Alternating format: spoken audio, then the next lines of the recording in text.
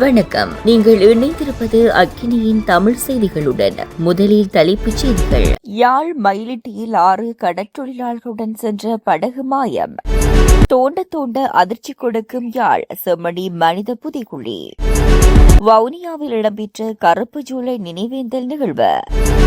வாகன இறக்குமதியை கட்டுப்படுத்துவது தொடர்பில் மத்திய வங்கி அதிரடி அறிவிப்பு. யாழ்ப்பாண பல்கலைக்கழகத்தில் கருப்பு ஜூலை நினைவு தினம். தொடர்பென விரிவான செய்திகள். யாழ் மயிலிட்டியிலிருந்து ஆழ்கடல் கடற்றொழிலுக்காக 4 நாட்களுக்கு முன்னர் 6 பேருடன் சென்ற படகு இதுவரை கரை திரும்பவில்லை என தெரிவிக்கப்பட்டுள்ளது. பருத்தித்துறையைச் சேர்ந்த நீண்ட நாள் படகில் 6 கடற்றொழிலாளர்கள் கடந்த ஞாயிற்றுக்கிழமை மயிலிட்டி துறைமுகத்திலிருந்து பயணித்துள்ளனர். இவ்வாறு கடற்றொழிலாளர்களுடன் பயணித்த படகு இன்று அதிகாலை வரை கரை திரும்பவில்லை என தெரிவிக்கப்படுகிறது.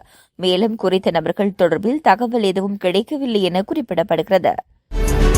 செம்மணி பகுதியில் தடயவியல் அகழ்வாய்வு தளம் இலக்கம் 1 மற்றும் தடயவியல் அகழ்வாய்வு தளம் இலக்கம் 2 என நீதிமன்றினால் அடையாளப்படுத்தப்பட்ட மனித புதைகுழிகளில் அகழ்வு பணிகள் முன்னெடுக்கப்பட்டு வருகிறது.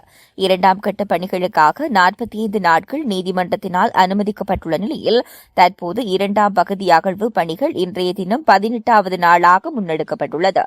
அதன்போது 2 மனித புதைகுழிகளிலிருந்தும் இன்றைய தினம் புதன்கிழமை 8 எலும்புக்கூட்டு தொகுதிகள் அடையாளம் காணப்பட்டுள்ளன. அதேவேளை செம்மணி மனித புதைகுழியில் அகழ்வு பணிகள் இதுவரையில் கட்டம் கட்டமாக 27 நாட்கள் முன்னெடுக்கப்பட்டுள்ளன. இதன்போது இன்றைய தினத்துடன் 67 எலும்பு கூட்டுத் தொகுதிகள் முற்றாக அகழ்ந்து எடுக்கப்பட்டுள்ள நிலையில் கடந்த 3 தினங்களிலும் 20 எலும்பு கூட்டுத் தொகுதிகள் அடையாளம் காணப்பட்டுள்ளமையும் குறிப்பிடத்தக்கது. தமிழ்த் தேசிய மக்கள் முன்னணியின் ஏற்பாட்டில் வவுனியாவில் கருப்பு ஜூலை நினைவேந்தல் நிகழ்வு இடம்பெற்றது. வவுனியா மாநகர சபை முன்றலில் அமைந்துள்ள பொங்கு தமிழ் நினைவு தூவி முன்பாக கட்சியின் மாவட்ட அமைப்பாளர் சு தவபாலன் தலைமையில் இந்நிகழ்வு இன்று இடம்பெற்றது. இதன்போது படுகொலையின் போது மரணித்த உறவுகளுக்காக கருப்பு ஜூலை படுகொலை பதாதைக்கு தீபமேற்றி மலரஞ்சலி செலுத்தப்பட்டதுடன் கருப்பு ஜூலை படுகொலை தொடர்பில் கருத்துரைகளும் இடம்பெற்றன. இந்நிகழ்வில் வவுனியா மாநகர முதல்வர் முன்னாள் மாகாண சபை உறுப்பினர் வவுனியா மாநகர சபை உறுப்பினர் சஞ்சுதன் உட்பட கட்சியின் ஆதரவாளர்கள் பொதுமக்கள் என பலரும் கலந்து கொண்டு அஞ்சலி செலுத்தினர். வாகன இறக்குமதியை கட்டுப்படுத்துவதற்கு அரசாங்கமோ அல்லது மத்திய வங்கியோ எந்த தீர்மானமும் எடுக்கவில்லை என்று மத்திய வங்கி ஆளுநர் கலாநிதி நந்தலால் வீரசிங்க தெரிவித்துள்ளார். மத்திய வங்கியில் இன்று நடைபெற்ற செய்தியாளர் சந்திப்பில் கலந்து கொண்டு அவர் இதனை தெரிவித்தார்.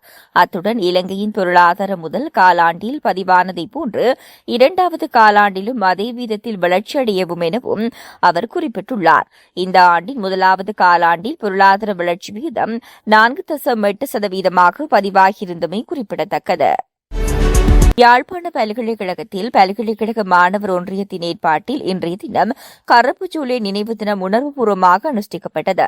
பல்கலைக்கழக பிரதான வளாகத்தில் கருப்பு ஜூலை நினைவுருவ படத்துக்கு மாணவர்களால் அகவணக்கம் செலுத்தப்பட்டு மலரஞ்சலி செலுத்தப்பட்டது. 1983 கருப்பு ஜூலை வாரத்தில் தமிழர்களுக்கு இழைக்கப்பட்ட அநீதிகள் தொடர்பான நினைவுரையும் இடம்பெற்றது. நினைவேந்தலில் பல்கலைக்கழக மாணவர்கள் பலரும் கலந்து கொண்டு அஞ்சலி செலுத்தினர். தொடர்ந்து மக்களின் செய்திகளோடு இணைந்திருங்கள். வணக்கம்.